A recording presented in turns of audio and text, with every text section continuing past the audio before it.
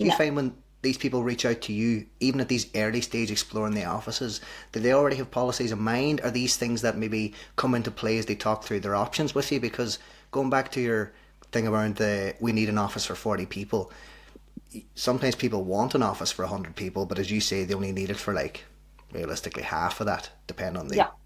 utilisation. So yeah, it'd be good to hear your thoughts on that.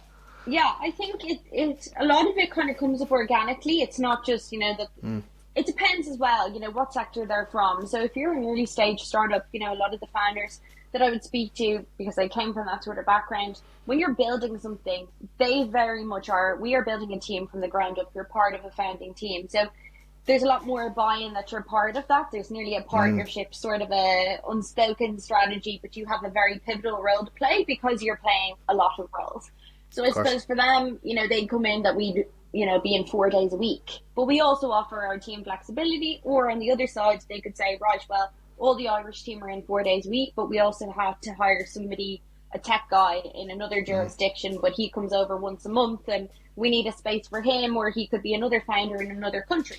Then you have the bigger occupiers, like in professional services, that, for them it's very important to have, sort of a nameplate, an iconic location to be in, because obviously that's, the sort of caliber of business that they are, and it's very important for them where, their business address is.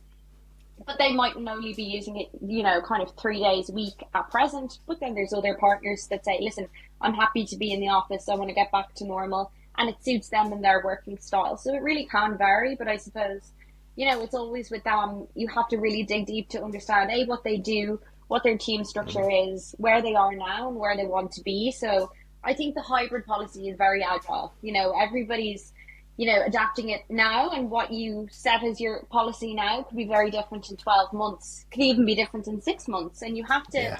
I suppose it's not a static structure. It has to be reviewed. And, I think that comes a lot from, the top, it has to trickle from top down. So from the business owner all the way down to, their newest hire. You really have to, I suppose, work with your staff and kind of, I suppose, bridge a gap between what's going to work in terms of productivity and also, how you can also, for younger graduates or people just coming into the organization, starting their career, what is best for them. If they need formal training, or, they're a graduate starting off in their career, and you're putting them with somebody else more senior, that's very much, you can't buy or you can't replicate that sort of informal training and on hand, experience, from a digital point of view. So it really does depend. But I think what everybody is very much aligned in is that, how are we going to get the best from our teams? How do we work? And then also, how do we create that culture within the teams wherever people are working? And how do we all come together and be very aligned on our culture and our aims and objectives?